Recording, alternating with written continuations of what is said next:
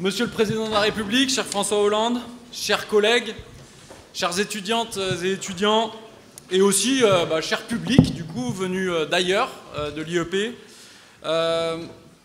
pour cette conférence d'exception. Je voudrais commencer par vous souhaiter la bienvenue à Sciences Po Grenoble, et je voudrais vous remercier pour votre présence massive. Cette présence indique, s'il en était besoin, que le désir de discuter de manière intelligente des choses politiques est toujours aussi fort. Il indique aussi que l'IEP de Grenoble, Sciences Po Grenoble UGA, est un des lieux dans lequel cette discussion et ces discussions peuvent se tenir, un lieu central du débat public. Et puis, il faut bien l'admettre, il y a aussi derrière cette présence massive le désir de voir un président de la République, fût-il ancien, en vrai. Et c'est tout à fait normal, et c'est une fierté. Et c'est vrai que c'est un honneur pour Sciences Po Grenoble que de vous accueillir, Monsieur le Président. Cela devient une habitude. Vous nous aviez déjà fait l'amitié de venir pour une conférence à l'occasion de l'inauguration de la chaire Gestion de crise, dont vous êtes le parrain, dirigée par Camille Chaussinan, que je voudrais remercier ici pour son action. Et d'ailleurs, il y a dans certains bureaux de cette IEP, que je ne citerai pas, des magnifiques selfies de vous avec les équipes administratives qui font à la fois la fierté, un petit sourire, bref, beaucoup de bonheur. À l'époque déjà, c'était il y a 1 an et demi, il était question de politique internationale. L'heure était déjà grave. On était 18 mois après la guerre déclarée par la Russie en Ukraine, quelques semaines après le 7 octobre 2023. Depuis, de l'eau saumâtre a continué à couler sous les ponts. Depuis, un président américain s'est permis d'insulter le dirigeant d'une démocratie attaquée par un régime autoritaire, d'appeler à l'annexion du Canada et d'un territoire de l'Union européenne. Depuis, un guignol sous kétamine, et je cite un sénateur conservateur de l'Allier, c'est dire si les temps changent, se permet de démanteler à la tronçonneuse de l'intelligence artificielle des services élémentaires et de premier plan, que ce soit dans la défense, dans l'éducation ou même dans la météorologie. Depuis, on a le sentiment que les puissants s'attaquent au savoir, aux universités et à la science, comme jamais cela a été le cas depuis les Lumières. Depuis, on a le sentiment que le monde tel qu'on l'a connu fait de progrès vers le multilatéralisme, de respect de grands principes de droit et de libertés inaliénables qui ont été enseignés à des générations d'étudiantes et d'étudiants sur ces bancs même par un de mes prédécesseurs, Henri Oberdorf. Bref, on a le sentiment que ce monde est en train de s'effriter comme un château de sable face à la mer qui monte. Pour lutter contre l'inquiétude qui monte partout, légitimement dans la société, je crois que la République a besoin de lieux dans lesquels les citoyennes et les citoyens peuvent comprendre, appuyer leurs connaissances et leurs réflexions sur la recherche scientifique, échanger les points de vue entre elles et eux, mais aussi avec des acteurs du monde social, économique et politique, y compris de premier plan. Un lieu qui permet aussi de diffuser vers l'extérieur ces réflexions et ces échanges. Sciences Po Grenoble est ce lieu, veut être ce lieu, sera ce lieu, parce que cela répond aux nécessités de notre temps.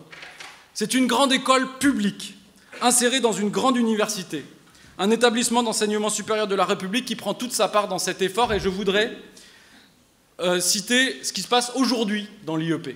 Bien sûr, on accueille un ancien président de la République, mais on a aussi, face à vous, Monsieur le Président, vous ne le savez peut-être pas, mais on a donc près de 200 étudiantes et étudiants de l'IEP, mais aussi une trentaine de lycéennes et de lycéens du lycée des Trois Sources à Bourg-les-Valences, qui nous ont rejoints dans le cadre du programme d'ouverture sociale dirigé par Hélène Cohn, puis maintenant Sonia Berakama.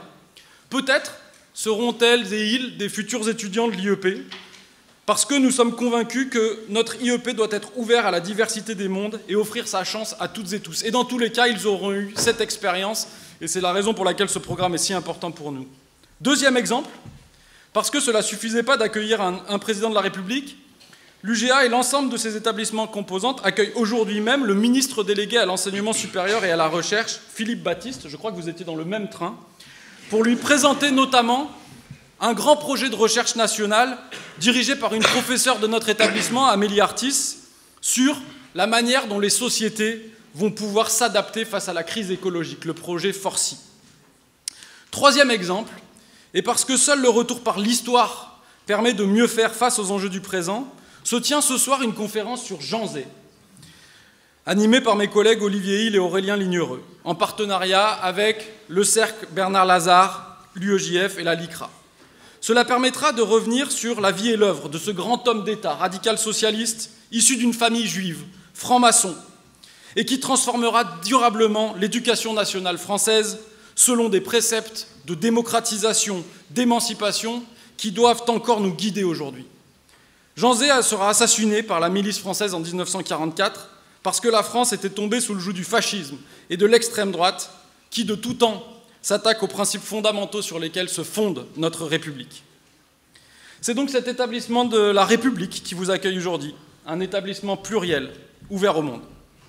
Avant de laisser la parole à cette discussion, pour laquelle je vous remercie vraiment, je voudrais aussi remercier mon collègue Franck Petiteville d'avoir accepté de mettre son expertise sur les questions du multilatéralisme au profit de cette discussion.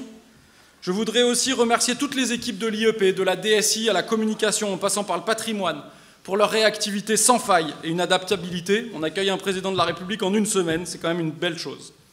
Remercier enfin les associations étudiantes qui nous accompagnent aujourd'hui, la BAM, le Colibri, le Cheveu sur la langue, Déclic. Aujourd'hui, c'est un jour important pour l'IEP, c'est grâce à vous toutes et tous. Je vous remercie encore, Monsieur le Président, et je vous souhaite à toutes et tous une très bonne discussion.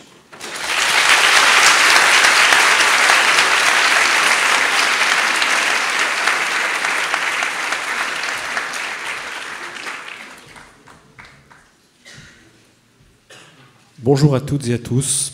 Je suis très honoré, Monsieur le Président, de votre visite à l'IEP de Grenoble, dans cet amphithéâtre où on discute de longue date de relations internationales avec les étudiants, mais rarement en la présence d'un ancien acteur de premier plan de la politique étrangère de la France, devenu depuis député de Corrèze, mais surtout resté un observateur avisé de la politique internationale et européenne. Alors pour lancer la discussion avec notre auditoire, dont je remercie à quel point ils sont venus en grand nombre, j'aurais trois questions. La première est donc liée à la crise, disons, internationale et européenne, qui, en l'espace de 3 ans, a vu donc au fond une conjonction entre donc la guerre en Ukraine, guerre de grande ampleur, dévastatrice, meurtrière, et dans les 2 mois, presque 2 mois de présidence de Donald Trump maintenant, au fond, si on le dit rapidement, le lâchage des Européens par Trump. Vous avez vous-même utilisé cette formule dans une interview au Monde fin février. Il n'est plus notre allié. On assiste donc à ce que certains collègues, finalement, assimilent à un changement tectonique des relations internationales, comparable à la chute du mur de 89, à la fin de la guerre froide, avec, en effet, Vladimir Poutine qui est infiniment plus dangereux pour l'Europe que ne l'était évidemment Gorbatchev.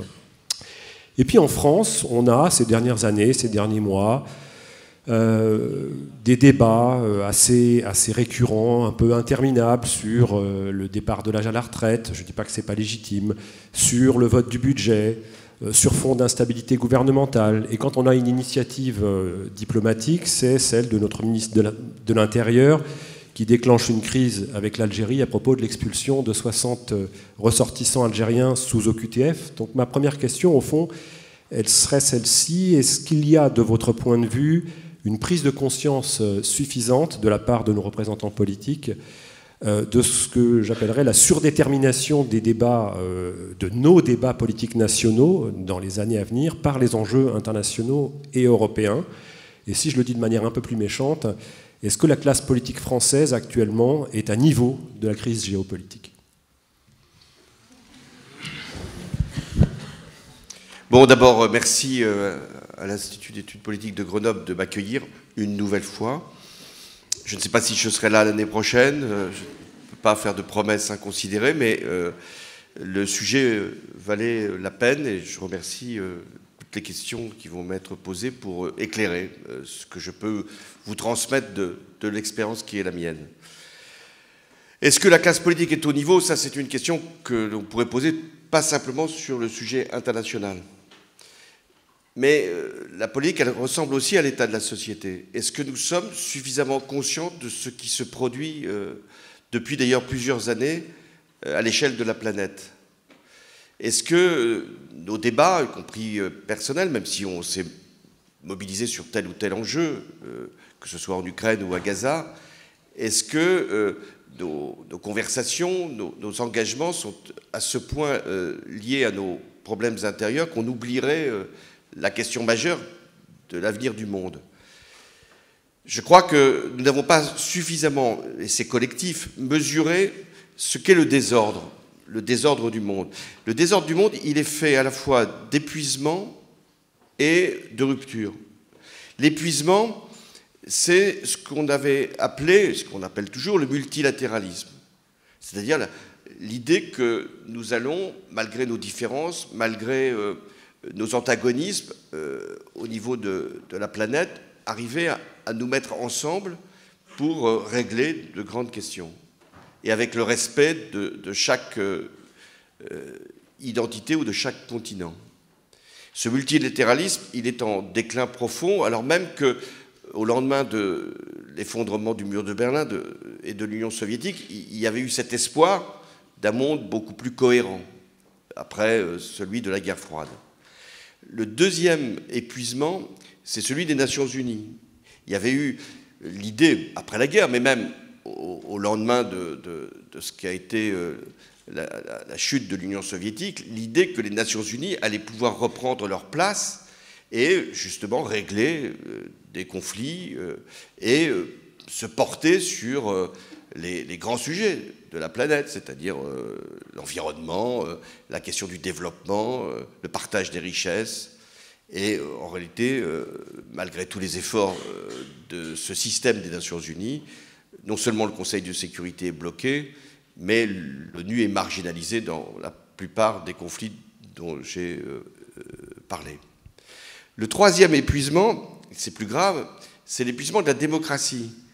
Nous avions tous l'idée que, sans vouloir avoir une démarche qui serait d'imposer la démocratie, elle allait elle-même émerger à mesure que les pays allaient sortir du sous-développement et surtout du colonialisme qui les avait humiliés.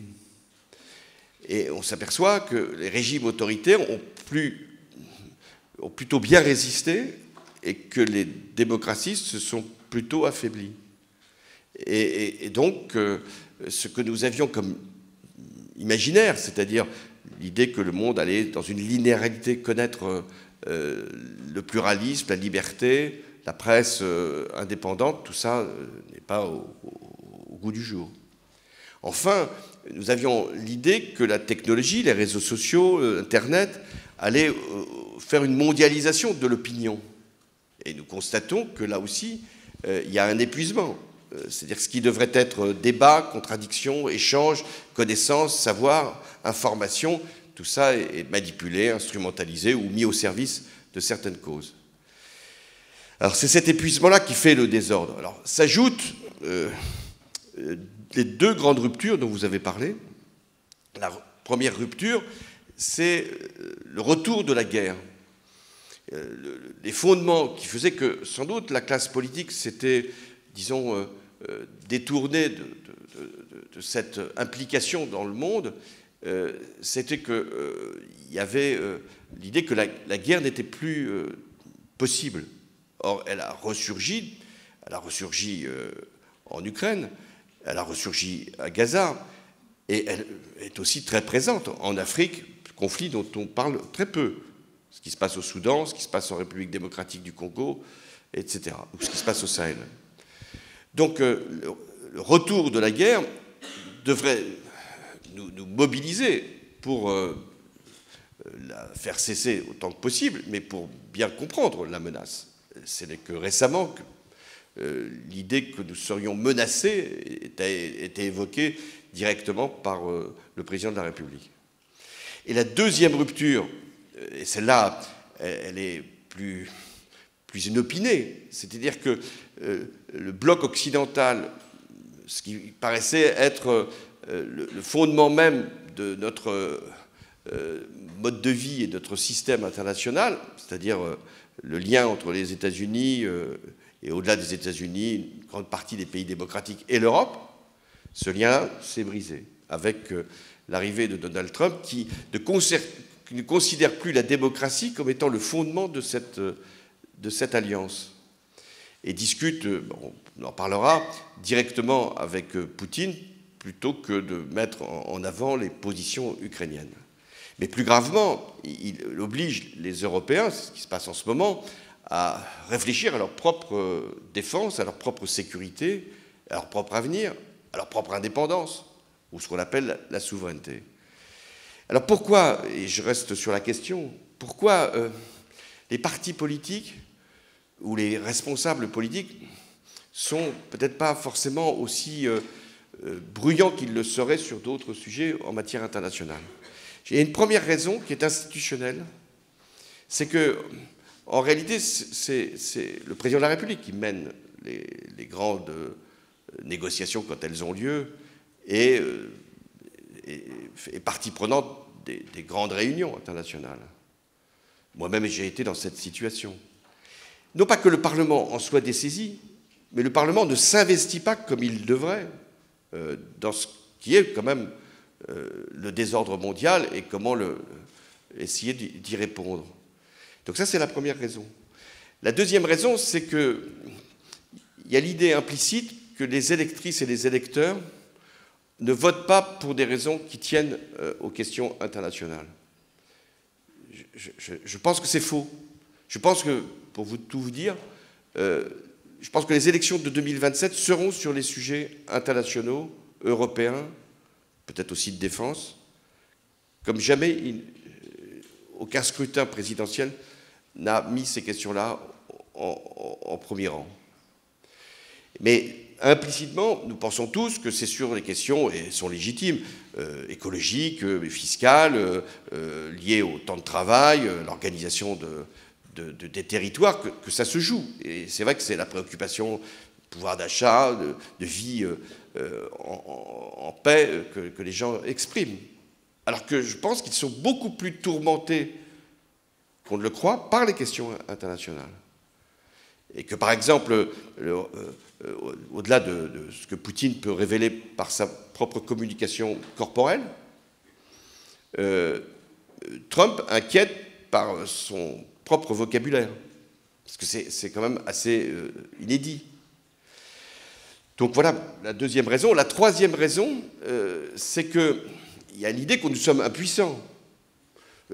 Quand bien même prendrait-on une position, quand bien même dirait-on il faut absolument que nous trouvions une solution pour la Palestine, comme pour l'Ukraine, comme pour l'Afrique, bon, un parti politique, une personnalité politique, sauf si nous sommes dans une période électorale pour la présidence, mais n'a pas les moyens d'arriver tout de suite à nous concerter. Et enfin, parce que la vie politique reste nationale.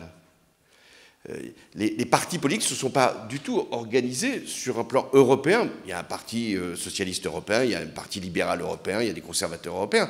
Au Parlement européen, il y a des groupes. Mais il n'y a pas véritablement de vie politique à l'échelle de l'Europe. Pareil alors à l'échelle du monde. Avant, il y avait des internationales qui existaient. Aujourd'hui, très peu de rapports. Je ne suis pas sûr que, par exemple, la gauche française soit en discussion avec les démocrates. Ce serait pourtant intéressant d'avoir des discussions, y compris dans cette période où ils sont défaits et sûrement sidérés par ce qui se produit. Donc il ne peut pas y avoir de grands débats politiques si on ne discute pas avec les autres. Et donc la vie politique, elle doit s'organiser à l'échelle internationale. Il y a une régression de ce point de vue. Quand on regarde ce qu'était la vie politique au début du XXe siècle, les gens se parlaient. Alors ils se parlaient en Europe, mais ils se parlaient quand même. Aujourd'hui, ils se parlent peu. Si, les chefs d'État se parlent, les chefs de gouvernement, mais ce n'est pas la même chose. Voilà pour vous dire que nous devons nous mettre à la hauteur. Et comme je vous le confirme, les questions internationales vont être déterminantes dans les clivages politiques. Qui, finalement, est l'allié de Trump au plan intérieur? Qui a des complaisances ou qui en a eu avec Poutine? Qui est véritablement favorable à l'Europe de la défense? Qui ne l'est pas? Voilà des clivages qui peuvent nous séparer, mais qui peuvent au moins faire avancer la réflexion, et notamment celle des citoyens. Donc, merci de cette question. Quand je vais revenir à l'Assemblée nationale, je vais leur dire qu'il faut que, collectivement, ils se mettent au niveau. Mais alors, comme je suis revenu comme député, ce qui est assez étrange quand même comme parcours, je suis à la Commission des Affaires étrangères. La Commission des Affaires étrangères, elle devrait presque siéger en continu, compte tenu de ce qui se passe. Le ministre des Affaires étrangères, le ministre de la Défense devrait être entendu, au moins une fois par semaine. Bah, tel n'est pas le cas. Donc si vous voyez un jour le ministre des Affaires étrangères, vous lui dites de venir à la Commission des Affaires étrangères, ça pourrait être utile. Pas pour moi, mais au moins pour les autres. Merci beaucoup, Monsieur le Président, pour cette réponse à cette première question. Je vais peut-être éluder la deuxième, parce que vous y aviez en partie répondu déjà dans votre réponse. Ça portait essentiellement sur le fait qu'en général, les élections, que ce soit en France ou présidentielles, en France ou aux États-Unis, ne se jouent pas essentiellement de manière centrale sur les enjeux de politique internationale, mais vous y avez en grande partie répondu. Alors je vais plutôt passer directement à ma troisième question, qui porte sur les débats auxquels on assiste ces dernières semaines autour d'une forme de réactivation de la défense européenne. On a aujourd'hui même une réunion des chefs d'État et de gouvernement européens sur les scénarios pour optimiser, collectiviser, mutualiser les politiques de défense des États membres de l'UE. La Commission a elle-même initié un plan qui s'appelle Réarmer l'Europe, comme vous le savez, qui vise entre autres à assouplir les règles du pacte de stabilité afin de permettre aux États de dépenser plus en matière de défense. Elle a aussi lancé un emprunt de 150 milliards d'euros pour financer les achats conjoints d'équipements militaires. Et puis, les initiatives des États membres se succèdent. Sébastien Lecornu a annoncé un budget de défense de 100 milliards d'euros par an. De manière plus inédite et assez intéressante, le nouveau chancelier allemand Friedrich Merz a annoncé exactement le même montant pour l'Allemagne. Alors, je dirais, à titre personnel, c'est pas de gaieté de cœur qu'on voit autant de montants financiers alloués à des équipements militaires, alors qu'il y aurait dans le monde dans lequel nous vivons autant d'investissements à mettre dans les politiques climatiques, les politiques sociales, les politiques éducatives, dans l'hôpital. Mais nous avons aujourd'hui au Kremlin le plus grand criminel de guerre du début du XXIe siècle, donc il faut y faire face. Alors, dans tous ces débats sur les questions de défense européenne, j'avais surtout envie de vous poser la question de ce que j'appellerais la petite musique d'Emmanuel Macron sur, pour aller vite, l'européanisation de la dissuasion nucléaire française. Alors, c'est pas nouveau, hein, vous l'avez souligné dans un certain nombre d'interviews. En réalité, cette idée que la dissuasion nucléaire française pourrait profiter à nos alliés européens, elle est déjà formulée par Valéry Giscard d'Estaing, et chaque président l'a plus ou moins explicitement réitérée. Ce qui est peut-être nouveau, c'est que c'est d'abord de manière plus appuyée dans ces dernières semaines par Emmanuel Macron, et surtout que ça trouve un écho très explicite du côté de nos partenaires, en particulier l'Allemagne et la Pologne. Donc, et en fond, je me pose la question de l'utilité, de la crédibilité finalement d'un discours, parce que pour l'instant c'est essentiellement du discours, sur l'extension de la dissuasion nucléaire française à nos alliés européens. Si on prend, disons, un scénario du pire de l'escalade de la guerre en Ukraine dans les 5 ans qui viennent, c'est-à-dire l'attaque par exemple d'un pays balte ou de plusieurs pays baltes au motif qu'ils ont une minorité russophone à protéger, on connaît bien le scénario, ou de la Finlande, comme Staline l'a fait en 1940, sous prétexte que désormais la Finlande, c'est plus de 1000 km de frontière d'un pays membre de l'OTAN qui menacerait les intérêts de sécurité de la Russie. On imagine que les attaques seraient conventionnelles ou éventuellement hybrides, un mélange de cyberattaques et d'attaques conventionnelles, auxquelles les Européens devraient, et probablement, se mobiliseraient eux aussi de manière conventionnelle. Et du coup, quelle est au fond la pertinence de la référence à l'arme nucléaire française, sauf à envisager tout autre chose, hein, j'allais dire presque à renverser la table, nous aussi Européens, à sortir collectivement du traité de non-prolifération, et que la France propose de transférer de la technologie nucléaire militaire à nos partenaires européens intéressés, mais ça supposerait des révolutions culturelles stratégiques inimaginables, en particulier pour un pays comme l'Allemagne, etc. Alors d'abord sur les dépenses qu'il convient d'engager pour réarmer l'Europe. il y a toujours un réflexe en France et même en Europe de penser que les milliards sont en soi une réponse, que l'affichage de milliards est une preuve de crédibilité. On l'avait vu déjà pendant la crise sanitaire, on peut le voir dans d'autres crises, financières y compris, l'annonce de milliards comme pour éponger, comme pour éteindre, si c'est nécessaire, un incendie. Non pas que je récuse le fait qu'il faille augmenter pour certains pays, et notamment pour l'Allemagne, et puis pour d'autres également, et ça ne veut pas exclure la France qui doit faire un effort supplémentaire, mais l'idée que c'est parce qu'on va acheter beaucoup de matériel que l'on va être crédible est une idée un peu simple. Ce qui compte, c'est de coordonner, si on est européen, les matériels que l'on achète, plutôt dans l'industrie de nos pays, éviter d'être dépendant des États-Unis.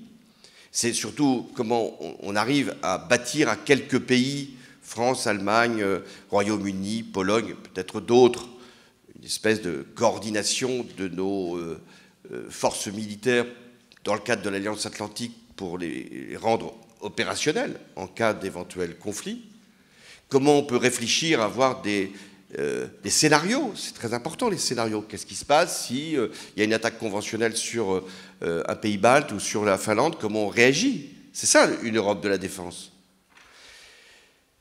Et c'est pas simplement de dire on va dépenser aujourd'hui en France 2% de la richesse nationale, en Allemagne sensiblement moins, en Pologne plus, et on va tous atteindre 3, peut-être certains maintenant vont jusqu'à 5, et de se dire ben, si les Américains ne sont plus là, il faut aussi qu'on puisse se protéger nous-mêmes, ce qui est souhaitable. Est-ce que d'abord les États-Unis vont se retirer, même avec Donald Trump, de l'Alliance Atlantique? Ce n'est pas sûr. Est-ce qu'ils vont laisser l'Europe se réarmer? Ce n'est pas sûr non plus. Ce que va faire Donald Trump, puisque c'est sa méthode, il va aller voir chaque pays européen, enfin les plus grands, parce qu'il y a des petits qu'il ne connaît même pas. Donc il va aller voir les plus grands, et puis il va leur dire, bon, je te protège, pas forcément dans le cadre de l'Alliance Atlantique traditionnellement, c'est-à-dire une mécanique presque obligatoire.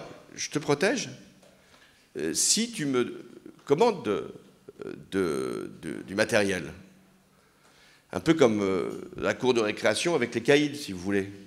Je te protège, mais tu me donnes des bonbons, enfin dans le meilleur des cas. Donc c'est ça sa méthode. Donc il faut que l'Europe soit capable de résister aussi à cette pression-là. De se dire, nous, on va donc s'engager pour, non pas nous suffire à nous-mêmes, mais pour être suffisamment crédibles pour dissuader d'être éventuellement agressés. Question sur Vladimir Poutine. Alors, personnage que j'ai approché. Vous dire que je l'ai connu serait peut-être un malentendu. Je l'ai approché. Mais j'ai compris comment il fonctionnait, puisque j'ai négocié avec Merkel et le président de l'époque ukrainien des jours entiers, même une nuit. Il ne comprend que le rapport de force. Il va essayer, il le montre en ce moment, d'obtenir des gains en laissant le temps filer jusqu'au moment où la crainte de sanctions ou l'idée qu'il ne peut plus rien gagner de plus le conduit à négocier. Il est aussi toujours très tenté, ce qui va m'amener à la question du nucléaire, à gesticuler avec l'arme nucléaire. Vous l'avez vu plusieurs fois quand les Européens avaient promis de donner un certain nombre de matériel, notamment des avions.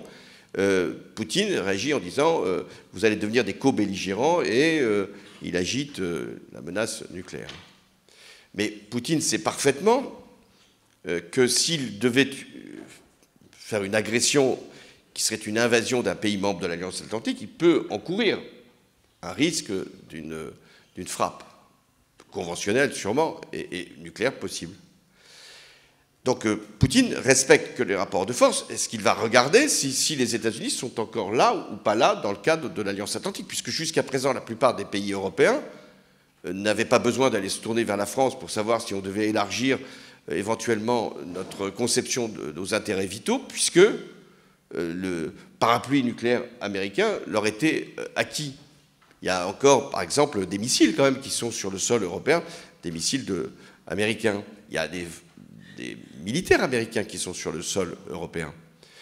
Donc si le désengagement américain se confirme, et si le doute existe sur l'automaticité d'une réponse américaine en cas d'agression d'un pays européen par la Russie, il est assez légitime que des pays se tournent vers la France ou le Royaume-Uni pour dire « nous voulons bénéficier, si c'est possible, de votre force de dissuasion ». Ou en tout cas, nous devons être associés à son éventuelle utilisation, ce qui a été la position allemande, qui est tout à fait exceptionnelle. Jamais, par exemple, lorsque j'étais président, Mme Merkel m'a dit bon, est-ce que tu pourrais me prêter une arme nucléaire si on était attaqué? Non pas qu'elle n'osait pas, mais parce que la question ne se posait pas pour elle. Elle était tout à fait convaincue que s'il y avait une agression fondamentale, les États-Unis seraient là. Aujourd'hui, le doute s'est introduit. Alors, quelle est la doctrine française? Et elle n'a pas à changer, la doctrine française, en matière de force de dissuasion. C'est de dire, nous disposons de cette arme, nous sommes indépendants dans son usage, c'est un peu différent du Royaume-Uni, qui est très lié aux États-Unis, et nous apprécions, enfin le président de la République apprécie, si en cas d'attaque, l'intérêt vital du pays est en cause. Ce n'est pas simplement le sanctuaire national, c'est-à-dire ce n'est pas simplement si nous étions frappés nous-mêmes. Ça pouvait être le cas au moment du général de Gaulle, mais enfin, à l'époque, les soviétiques, ils étaient quand même tout près de la France. Et là, tous les présidents se sont succédés pour dire nous avons une conception large de notre intérêt vital sans qu'on ait besoin de l'exprimer précisément. Mais le fait nouveau, donc, n'est pas du côté français, le fait nouveau est du côté allemand, en tout cas pour l'instant, et peut-être d'autres pays, qui, s'il y a un retrait des États-Unis, vont essayer de demander que ce soit explicite l'action éventuelle de la France pour les protéger par la force de dissuasion. Voilà où nous en sommes. C'est un sujet sensible, parce que la force de dissuasion étant un patrimoine national constitué par des efforts financiers accumulés pendant des années, et c'est ce qui, quand même, nous garde un statut particulier dans le monde. Nous avons le statut de membre permanent du Conseil de sécurité, mais nous avons la force de dissuasion, même s'il y a, hélas, aussi une prolifération nucléaire. Donc c'est pour l'opinion qui mythifie quand même toujours la question du nucléaire, parce que ça lui fait peur, ou parce que ça la rassure, qui pense d'ailleurs que quand un président élu arrive pour rencontrer le président battu ou sortant, il y a un échange de codes nucléaires, tellement c'est presque la propriété du président. Je vous confirme qu'il n'y a pas de code nucléaire et que le président de la République n'a pas dans sa poche une carte qui permettrait d'enclencher l'arme nucléaire. Si c'était le cas, ce serait quand même très inquiétant. Donc, tout ça, il y a des procédures, mais c'est vrai que ça fait partie. C'est pour ça que je vous renvoyais à l'élection présidentielle. Élire un président de la République en France, ce n'est pas élire un président de la République dans un autre pays, que je ne citerai pas pour ne pas être désobligeant. C'est quand même élire un président ou une présidente de la République qui peut ou qui ne peut pas utiliser l'arme nucléaire, dans le contexte qu'on vient d'évoquer, ou qui peut assurer une protection implicite du continent européen. Donc on mesure mieux l'enjeu aujourd'hui qu'on ne le mesurait il y a quelques années, ou qu'on pouvait le mesurer pendant la guerre froide, où, par exemple, Mitterrand, quand il dit les pacifistes sont à l'ouest et les missiles sont à l'est, ça correspond à une réalité. Si les missiles sont à l'est, ils peuvent nous attaquer. Donc la force de dissuasion a toute sa portée. Donc là, on est revenu dans une période où l'idée qu'il puisse y avoir éventuellement une attaque avec des armes nucléaires, et que les États-Unis ne sont plus là, qui justifie que les questions se posent. Même si, je vous l'ai dit, Vladimir Poutine utilise, lui, la menace nucléaire pour justement le rapport de force. Est-ce que, je réponds à une question qui ne m'est pas posée, est-ce que si Poutine gagnait la négociation, c'est-à-dire avait une partie de l'Ukraine, est-ce qu'il porterait son action au-delà de l'Ukraine, en Moldavie ou sur les pays baltes? Je pense que la Moldavie, elle peut s'inquiéter quand même, parce qu'elle n'est pas dans l'OTAN. Les pays baltes, ils ont compris qu'il fallait y rentrer illico presto, comme la Finlande et la Suède. Mais je pense que la méthode de Poutine, dans ces cas-là, c'est la méthode de la menace indirecte. C'est la pression. Quand vous n'étiez pas né, on parlait de la finlandisation, au temps de l'Union soviétique. C'est-à-dire, en fait, on veut neutraliser les pays voisins. En disant, si vous voulez qu'on ne vous fasse pas la guerre, soyez neutre. Ne prenez pas position. Ne rentrez pas dans une alliance militaire. Ne construisez pas, aujourd'hui, l'Europe de la défense. Tenez-vous tranquille. On ne vous fera rien. Mais si vous voulez montrer votre force, regardez bien de quoi vous disposez. Pour un pays balte par rapport à la Russie, c'est vrai qu'il y a un déséquilibre, c'est assez asymétrique. Donc ça va être ça, la menace, je dis de Poutine ou de ses successeurs. On pèse sur le voisin en essayant de le neutraliser. Voilà pourquoi je pense qu'il est très important que la France garde son outil nucléaire, discute avec ses partenaires, puisqu'ils le demandent, sans rien afficher de ce que devrait être notre réaction. Alors c'est toujours un problème quand on dit restons ambigus, parce que pour l'opinion ça ne la rassure pas non plus. Mais c'est vrai que notre intérêt vital va bien au-delà de nos frontières nationales, chacun l'aura compris. Merci beaucoup, Monsieur le Président, pour ces réponses. Je pense que le moment est venu d'ouvrir le débat avec la salle. Alors, je pense qu'il y a des micros qui vont circuler, possiblement le mien.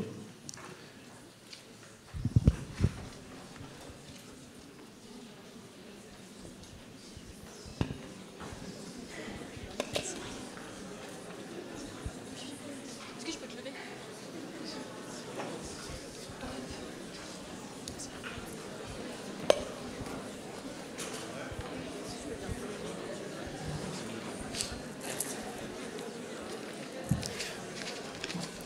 Bonjour Monsieur le Président de la République, bonjour Professeur Petiteville, bonjour Monsieur le Directeur. La France a mis quelques années, il faut le dire, avant d'atteindre les 2% de son PIB alloué à la défense militaire. Notre Président de la République, M. Macron, a d'ailleurs annoncé qu'il souhaitait aller plus loin en raison des différentes menaces qui pèsent sur notre pays. Est-ce que vous regrettez, vous en tant qu'ancien Président de la République, de ne pas être arrivé à ces 2% précédemment lors de votre mandat? La menace n'était pas telle, mais on avait quand même des menaces qui existaient au niveau européen. Et par ailleurs, pensez-vous que le maximum a été fait par les autorités françaises, et notamment les gouvernements précédents, dont ceux que vous avez eu l'occasion de présider, pour faire en sorte d'avoir des armes qui soient produites en France et en Europe, pour valoriser l'ingénierie et le savoir-faire européen? Je vous remercie et merci pour votre présence ici.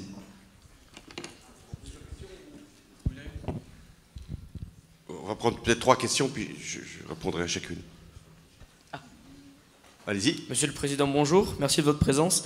Alors j'avais une question. Est-ce que selon vous, pour un monde plus en paix, il faudrait réformer l'ONU? Et si oui, quelle serait votre nouvelle vision de cette institution internationale? Oui. 3e question.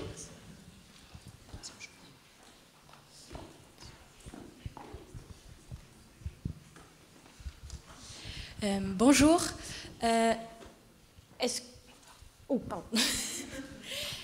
Est-ce que, actuellement en Europe, on a quand même des tensions internes, par exemple avec la Hongrie, ou même au sein des pays de l'Union européenne, il y a des partis qui vont être anti-européens, qui grimpent de plus en plus dans les élections.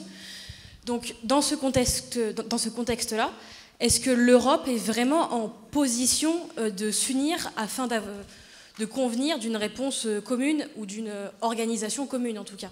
Merci. Très bien. Donc, première question sur les 2%. Il n'y avait pas besoin d'être dans les périodes des années 90, 2000 et même 2010. Il n'y avait pas besoin d'avoir un budget de la défense qui soit à un niveau élevé au regard des menaces qui pouvaient être celles du moment.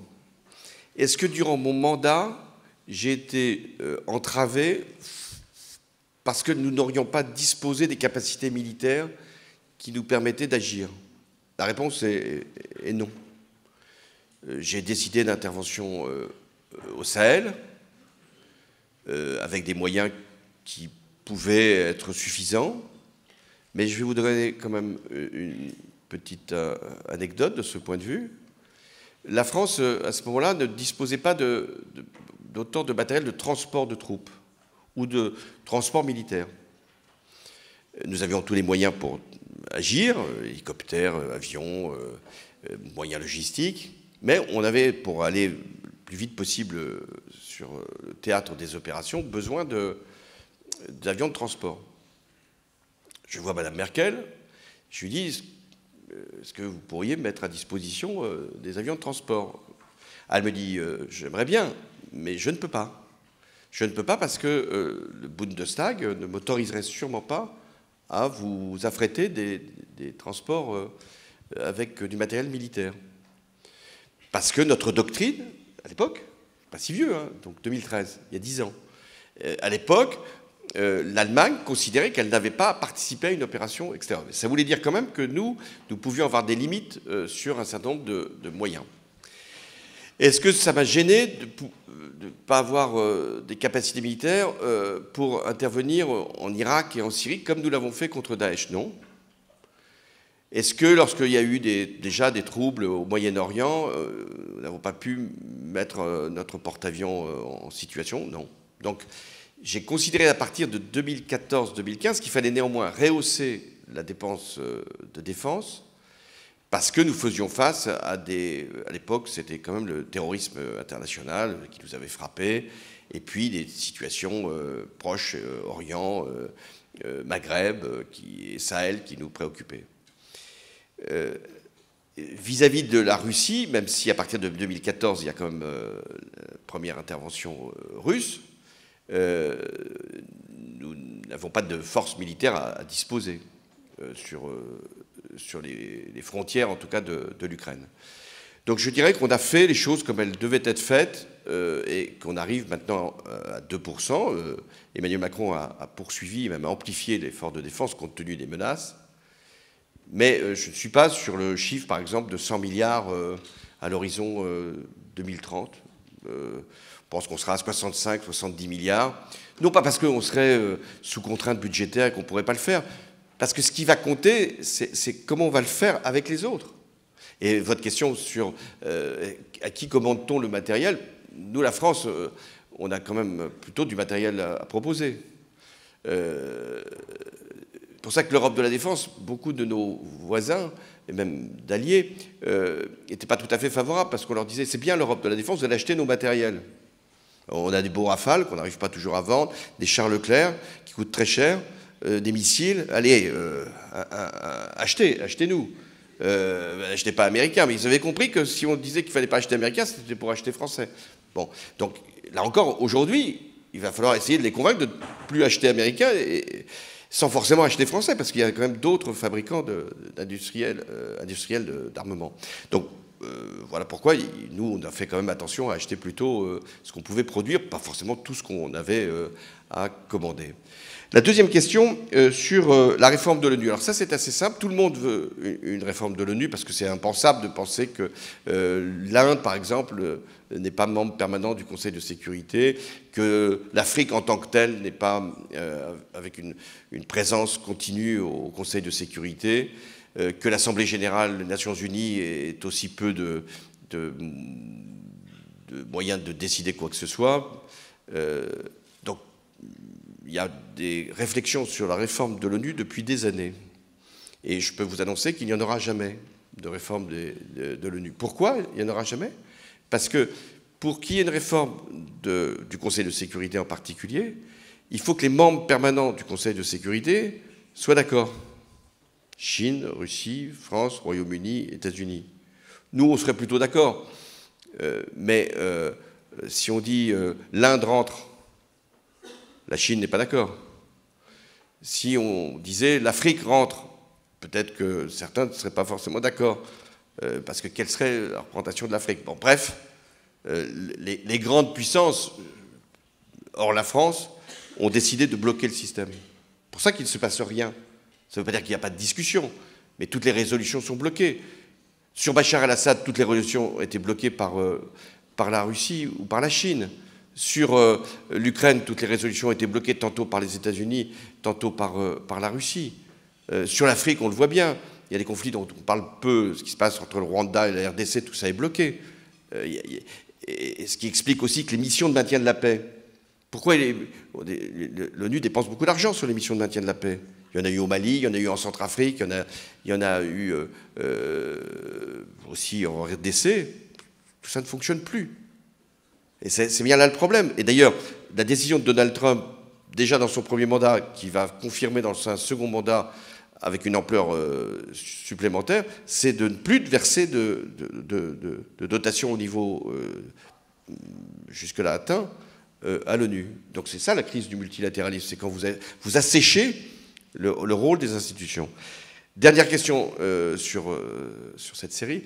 L'Union à 27 peut-elle être l'Europe de la défense? Non, pour les raisons exactement que vous avez évoquées.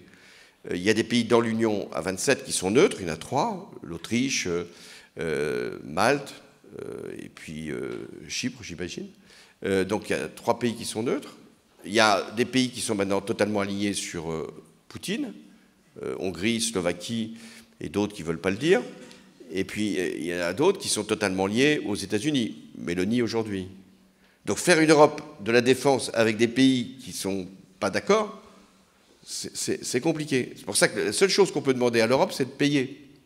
C'est de dégager des ressources. Ce qu'elle fait en annonçant ses milliards. Mais ce qu'il faut faire, c'est faire une Europe de la défense à quelques pays. Ceux qui ont une capacité, justement.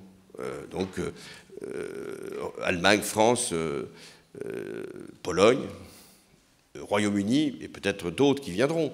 Mais c'est ça qu'il faut constituer, avec ceux qui sont prêts à le faire. Sinon, les autres vont bloquer le système. Orban, il bloque le système. Et comme il n'est plus tout seul, et il peut y avoir d'autres gouvernements d'extrême droite qui peuvent bloquer le système. Autre question? Alors on en prend.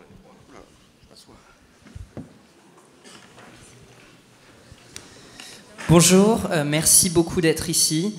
Merci d'avoir fait le trajet. Alors, vous avez dit dans le passé que vous pouvez remonter l'origine de toutes ces crises internationales à 2012 et à Barack Obama qui n'a pas intervenu dans l'ingérence russe dans l'affaire de la Syrie. Est-ce que c'est quelque chose que vous pensez toujours aujourd'hui? Est-ce que vous pouvez nous en dire un peu plus? Merci en tout cas, c'est un honneur.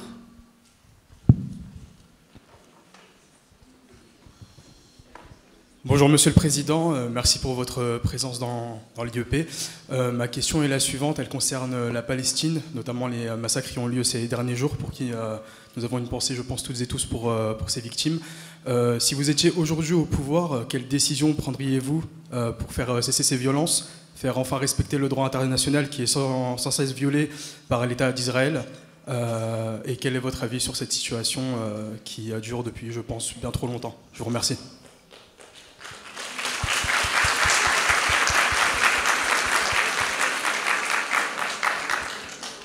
Bonjour Monsieur le Président. L'UE vient de voter la suspension de l'accord pour l'exploitation des matières premières avec le Rwanda, donc j'aimerais évoquer du coup la République démocratique du Congo. Mais ce n'est qu'une suspension et pas une annulation. Et le monde entier sait que le Rwanda n'a pas les matières premières dont elle est censée réguler avec cet accord. Donc d'une certaine façon, est-ce que l'UE donne le feu vert au Rwanda via le M23 de faire les extractions dans l'est du Congo? Qu'en pensez-vous?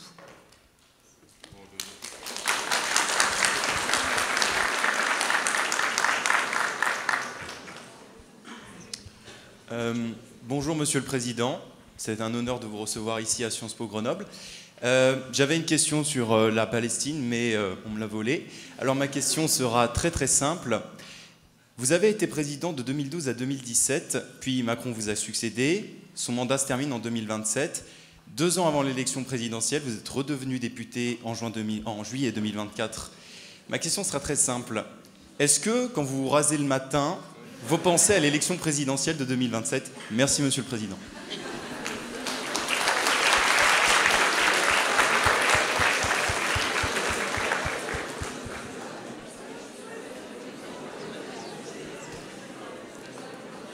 Bonjour Monsieur le Président, tout d'abord je tenais à vous remercier.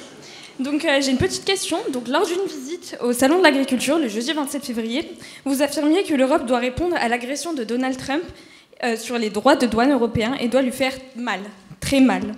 Vous évoquiez également la nécessité d'une approche dure et ferme. Donc ma question est la suivante. Comment vous concevez cette approche ? Et pensez-vous qu'il y a toujours une autre voie possible pour établir un dialogue qui semble aujourd'hui rompu avec les États-Unis ? Merci beaucoup.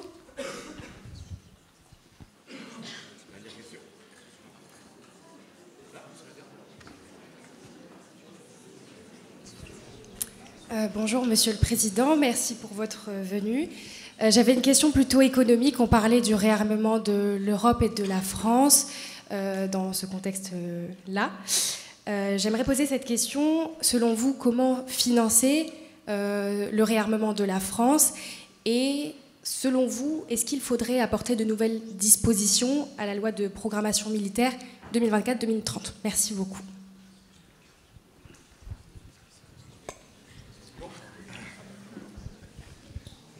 Alors, je ne sais pas combien de temps... Vous n'avez pas déjeuné, vous, ici bien sûr. Alors, la question, la première, sur qu'est-ce qui s'est passé en août 2013 ? Est-ce que ça a été un tournant du monde ou simplement un manquement d'Obama à ses obligations ? Non, je pense que c'était un tournant du monde. C'est toujours intéressant de s'interroger sur ce qu'est un tournant du monde, parce qu'on ne le voit pas au moment où il se produit. Et moi-même, je ne l'ai pas imaginé avec ses conséquences. Quelle était la situation ? Bachar el-Assad avait envoyé des bombes chimiques sur son propre peuple. Obama avait indiqué que si Bachar el-Assad commettait cet acte répugnant, c'était une ligne rouge et qu'il y aurait des réponses. Nous décidons donc, en fin août, d'organiser une opération militaire, c'est-à-dire des frappes, sur les installations de Bachar el-Assad. Les installations militaires, pas des installations civiles, bien sûr. Et au dernier moment, Obama, Cameron l'ayant déjà fait précédemment, se dérobe en disant non, on va plutôt négocier avec Poutine pour obtenir que les armes chimiques sortent de Syrie et que, bon, on ne fasse pas une action qui pourrait être une escalade. Je pense qu'il avait en mémoire, et je pouvais le comprendre, ce qu'avait été l'intervention en Irak, enfin la deuxième guerre d'Irak, avec Bush, au prétexte qu'il y aurait eu en Irak des armes de destruction massive. En fait, nous savons maintenant qu'il n'y avait pas d'armes de destruction massive en Irak, mais en réalité, il y avait des armes de destruction massive en Syrie, puisqu'il y avait des armes chimiques qui ont été utilisées. Le fait que Obama, et donc la France, on aurait pu le faire seul, mais on aurait été vraiment tout seul. Mais le fait que nous ne soyons pas intervenus, pas pour des raisons militaires, parce qu'il n'y avait pas la coalition pour le faire, ça a eu deux conséquences. Une conséquence sur la Syrie, ils ont mis 10 ans à se débarrasser de Bachar el-Assad, et avec des milliers de morts, et avec la montée de Daesh, qui existait sous une autre forme, mais montée de Daesh dans l'opposition syrienne. La deuxième conséquence, c'est que la Russie a compris que les États-Unis, en particulier, face à une agression du droit international, manquement à des conventions qui sont majeures, eh bien, les États-Unis se repliaient ou se reculaient. Et c'est pour beaucoup l'explication de l'affaire ukrainienne après. C'est-à-dire, Poutine savait qu'en prenant la Crimée, et en mettant des séparatistes qui étaient en fait des Russes dans le Donbass, il n'y aurait pas d'intervention américaine. Et il n'y en a pas eu, ni occidentale, ni européenne, il faut bien le dire. Donc voilà, il y a comme ça des tournants qui ont des conséquences très longues. Et je pense que ça a été, pour Poutine, l'accomplissement d'un rapport de force qu'il n'imaginait même pas, parce qu'il était plutôt sur une position défensive. Et pour les États-Unis, à cause de cette prudence d'Obama, ça a été très difficile après de reprendre un rôle de leadership. Alors on aurait pu se satisfaire en disant c'est fini, l'impérialisme américain, le néoconservatisme qui a fait tant de mal, tant mieux qu'il ne soit pas intervenu. Maintenant, il y a des fois où il faut intervenir. Et des fois où il ne faut pas intervenir. Et des fois, il faut intervenir. Et donc je dis ça pour aussi les sujets futurs. Deuxième question, sur la Palestine.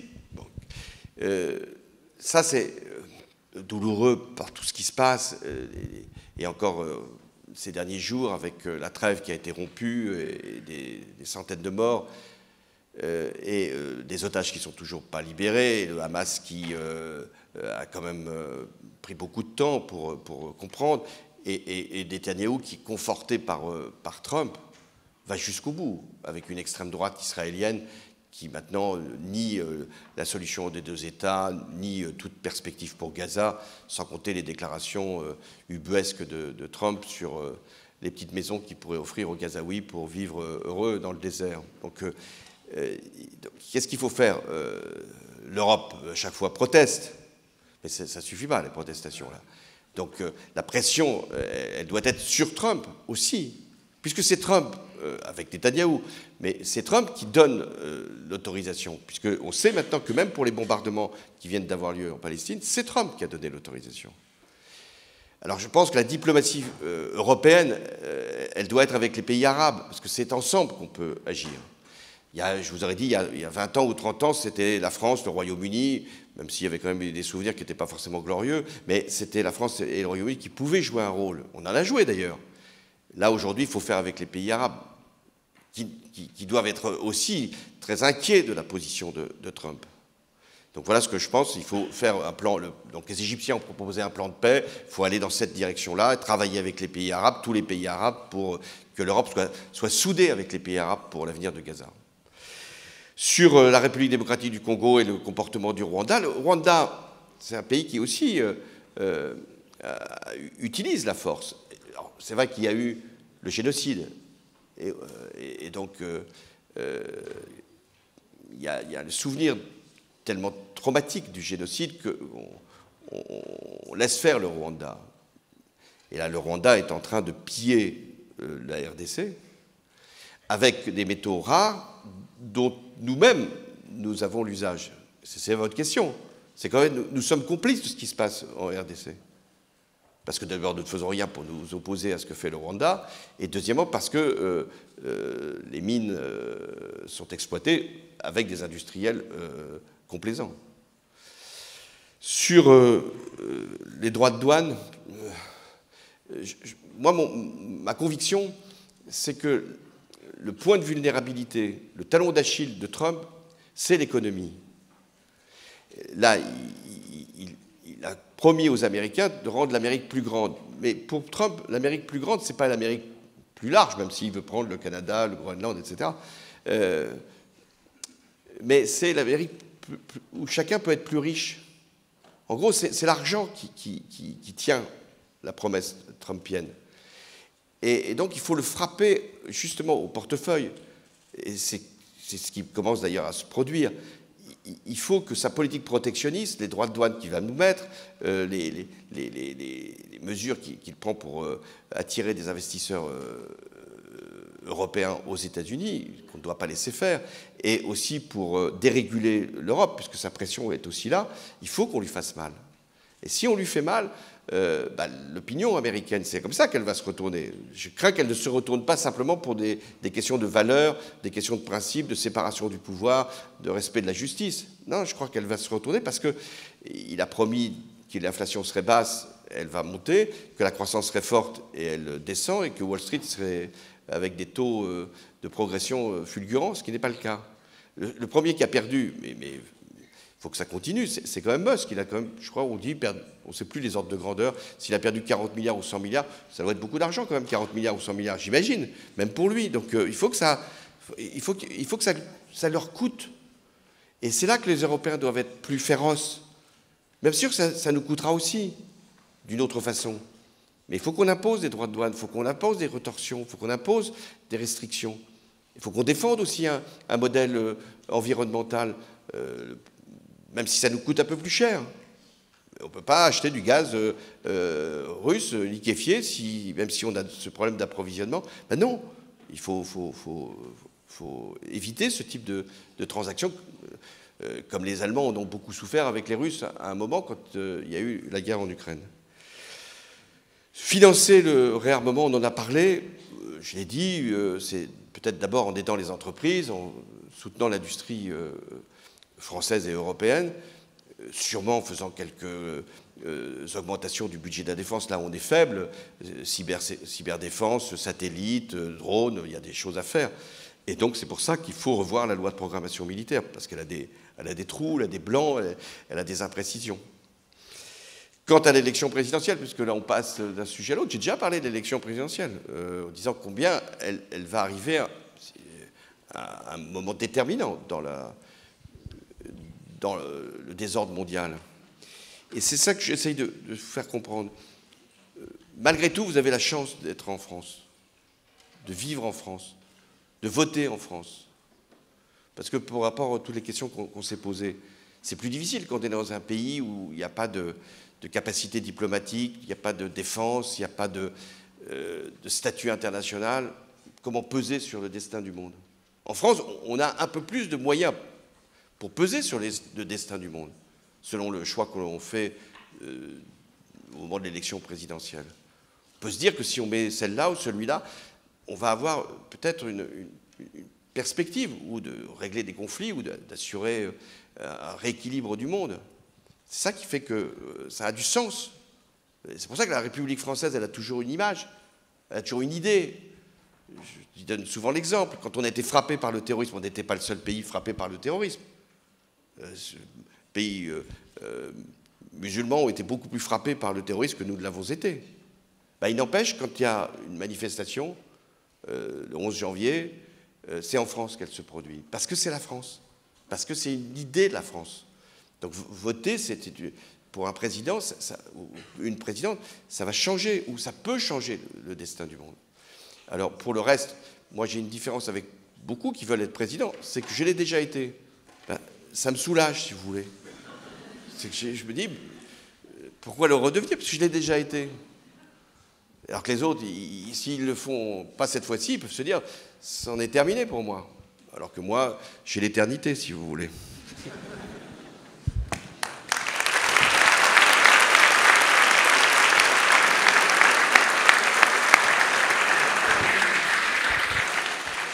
Je vais juste reprendre la parole. Merci beaucoup, Monsieur le Président de la République, pour ces prises de parole, ces réponses. Alors, vous voyez, c'est le nouveau format grand oral. Hein, posez 3 questions, puis derrière, vous devez faire une réponse structurée aux 3 questions, sans préparation. C'est la réforme pédagogique. Juste pour vous remercier beaucoup pour vos interventions, vous libérez, vous avez un parcours sur Grenoble, notamment pour signer votre nouveau livre. Vraiment, c'était très intéressant. J'espère honnêtement que vous puissiez revenir à l'avenir. En vrai, c'est très riche comme type d'échange. Vous voyez bien, les étudiants ont été très présents. Je vous remercie aussi à toutes et tous pour la qualité de vos questions. Franchement, c'est une fierté d'être le directeur d'un établissement où on pose des questions de ce niveau-là. Franchement, je vous le dis avec beaucoup de simplicité. Et à très bientôt. Merci beaucoup.